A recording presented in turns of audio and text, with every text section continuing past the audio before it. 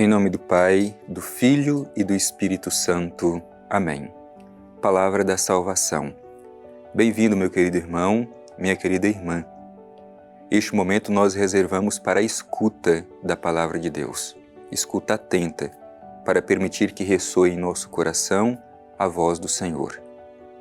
A Palavra de Deus é força de vida, e para que vivamos bem a nossa fé, precisamos todos os dias nos alimentar da Palavra. A Palavra é pão que nos sustenta. A Palavra é o próprio Cristo, que vem ao nosso encontro para nos revelar o mistério do Pai. Por isso eu te convido para fazermos deste tempo o momento da graça de Deus no nosso dia. Acolhamos com atenção o Evangelho de hoje.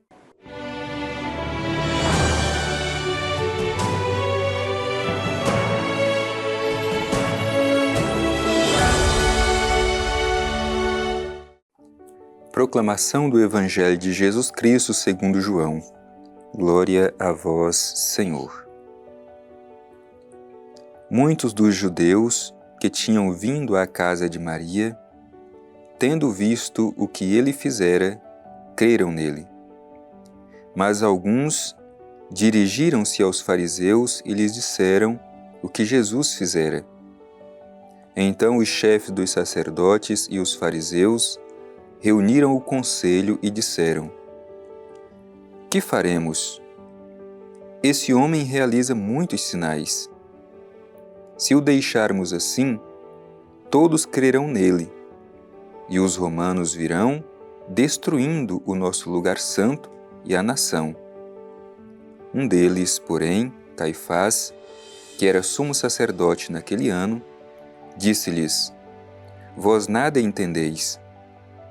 Não compreendeis que é de vosso interesse que um só homem morra pelo povo e não pereça a nação toda?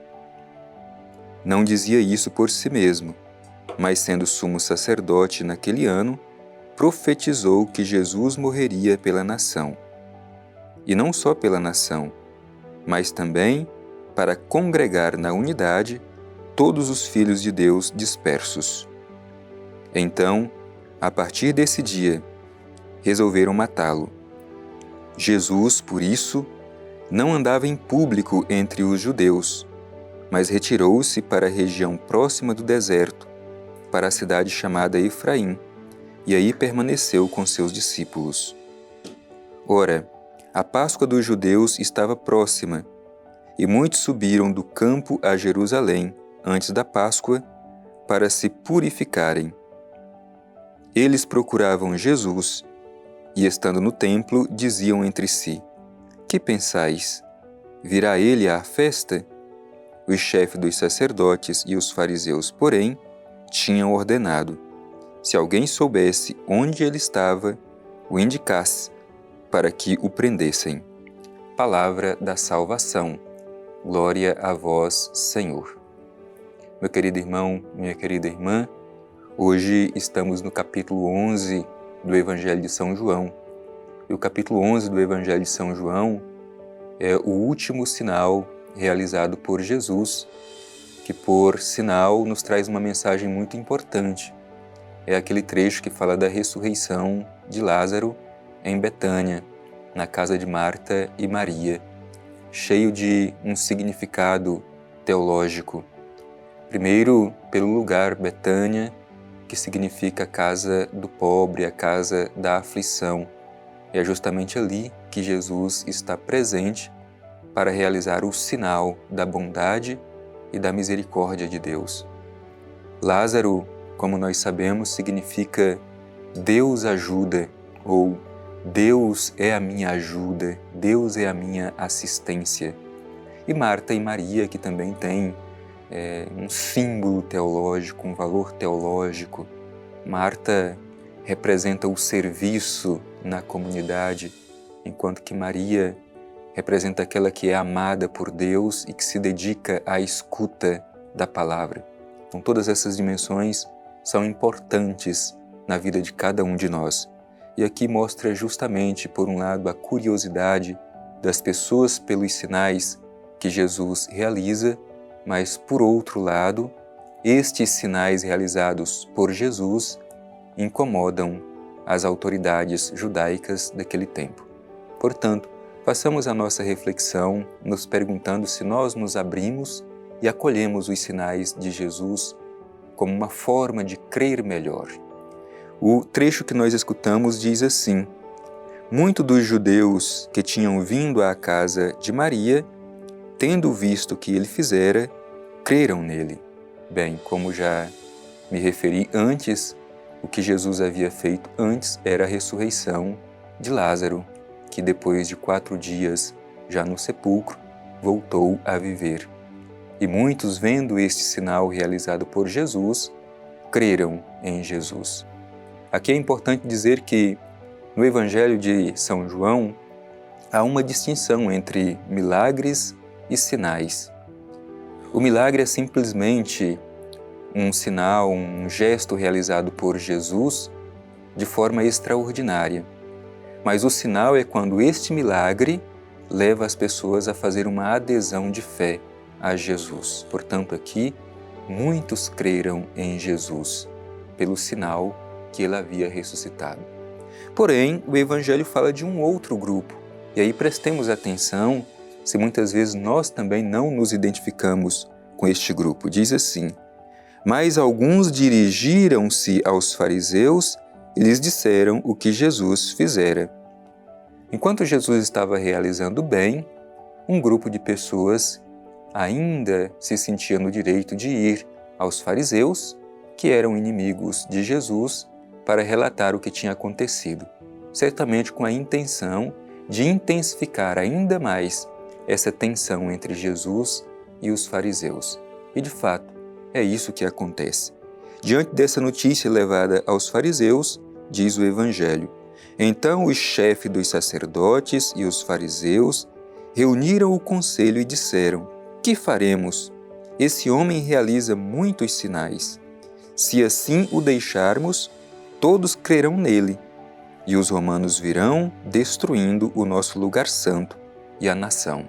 Portanto, o bem que Jesus realizava incomodava os chefes daquele tempo, a ponto de reunir o conselho para tomar uma decisão, o que fazer, porque muitos estavam crendo em Jesus.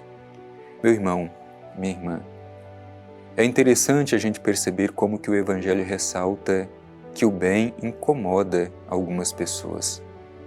Hoje não é diferente. Muitas vezes o bem que realizamos incomoda certas pessoas. Ou ainda mais grave, quando nós nos incomodamos com o bem que os outros realizam. Pensemos um pouco nisso. Será que nós também muitas vezes não estamos contaminados com esse tipo de sentimento? Bem, o Evangelho segue dizendo assim: um deles, porém, Caifás, que era sumo sacerdote naquele ano, disse-lhes: vós nada entendeis, não compreendeis que é de vosso interesse que um só homem morra pelo povo e não pereça a nação? Portanto, o caminho indicado aqui pelo sumo sacerdote Caifás era que um morresse para que toda a nação fosse salva, para que todo o povo fosse salvo. A ideia naquele tempo era de que Jesus fosse um agitador das multidões e poderia colocar tudo a perder. Por isso, seria melhor que ele morresse para que não se perdesse toda a nação, para que não se perdesse todo o povo. E é interessante porque isso aponta realmente para aquilo que vai acontecer com Jesus. Mas como o Evangelho diz, Caifás não sabia do que estava dizendo. É isso que diz o Evangelho. Não dizia isso por si mesmo, mas sendo sumo sacerdote naquele ano, profetizou que Jesus morreria pela nação. E de fato, a morte de Jesus é pela salvação da nação, pela salvação de todo o povo, mas não como pensavam os chefes religiosos daquele tempo. A morte de Jesus é uma morte salvífica. Entregando a sua vida na cruz, Jesus salva a humanidade. Então, o Evangelho continua dizendo assim: a partir desse dia, resolveram matá-lo. Jesus, por isso, não andava em público entre os judeus, mas retirou-se para a região próxima do deserto, para a cidade chamada Efraim, e aí permaneceu com os seus discípulos.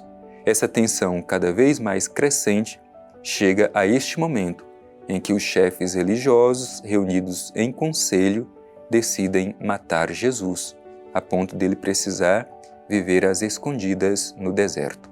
E o finalzinho do Evangelho vai relatar a ocasião da Páscoa, em que ficavam observando se Jesus iria para a festa e os chefes pediram que, se alguém o visse, era para denunciá-lo, porque deste modo Jesus seria entregue aos chefes para ser levado ao tribunal. Meu irmão e minha irmã, juntamente com Jesus, façamos este caminho com o desejo de reconhecer, sobretudo, que a sua entrega na cruz é força de salvação para toda a humanidade.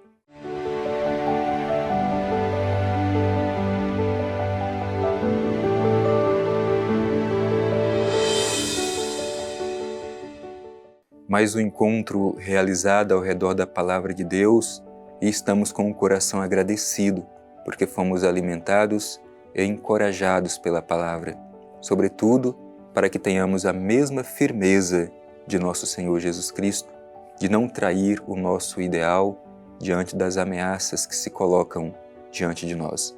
Por isso, vamos nos dirigir ao Divino Pai Eterno e concluir este nosso encontro em forma de oração. Pai eterno, Deus de amor e bondade, te agradecemos por mais esta oportunidade de nos encontrar como irmãos e irmãs na fé, ao redor da Palavra, por escutar atentamente os ensinamentos de Teu Filho Jesus. E te pedimos a graça do Espírito para que saibamos praticá-la em nossa vida. Assim seja. Amém. O Senhor esteja convosco, Ele está no meio de nós. Abençoe-vos o Deus Todo-Poderoso, Pai, Filho e Espírito Santo. Amém.